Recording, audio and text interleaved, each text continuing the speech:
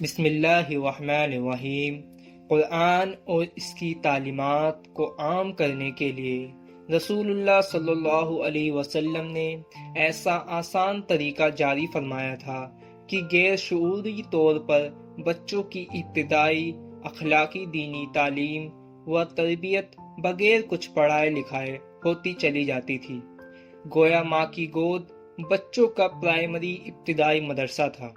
ثانی تعلیم کی قدرتی دستگاہ ہے، مسلمانوں کی مساجد تھی۔ صرف اعلیٰ تعلیم کے لیے مدرسوں کی ضرورت تھی، وہ بھی ہر عالم کے مکان پر اس کی جگہ ہوتی تھی، اور جب مجمع زیادہ ہو تو یہ کام مسجدوں میں ہوتا تھا۔ اس زمانے میں علوم و فنون کے پھیلاؤ نے یہ سارا نظام درہم برہم کر کے نئی شکل و صورت اختیار کر لی۔ وہ ضرورت کے مطابق ہونا بھی چاہیے، لیکن بچوں کا پرائمری مدرسہ جو ماں کی گود تھا، اس میں تو آج بھی کچھ زیادہ پھیلاؤ نہیں۔ دینی اخلاقی تعلیم و زبان بہرحال ہونی چاہیے تھی، مگر افسوس کہ اب عموماً ماں باپ خود ہی ان چیزوں سے غافل و بے بہرہ ہوتے ہیں۔ بچوں کو کیا سکھا دے؟ اس لیے جو کام ماں کی گود میں بغیر کسی استاد کے ہو سکتا تھا، وہ بھی اب اسکولوں مدرسوں میں کرنا ضروری ہو گیا۔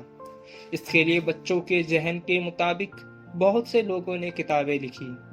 حال میں میرے مرحوم دوست محمد رفیع صاحب نے اس مقدس کے لیے ایک کتاب آدم علیہ السلام سے محمد صلی اللہ علیہ وسلم تک کے نام سے لکھی، جس میں تمام انبیاء علیہ السلام کے قصے، پھر رسول اللہ صلی اللہ علیہ وسلم کی پوری سیرت بچوں کی زبان میں بڑے سلیقہ اور شگفتہ انداز میں لکھ دی ہے۔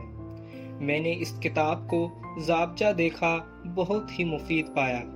میری دعا ہے کہ اللہ تعالیٰ اس کتاب کو نافع و مفید اور مقبول بنائے اور مصنف کو عرض عظیم عطا فرمائے۔ حضرت مولا مفتی محمد شفیع رحمۃ اللہ علیہ۔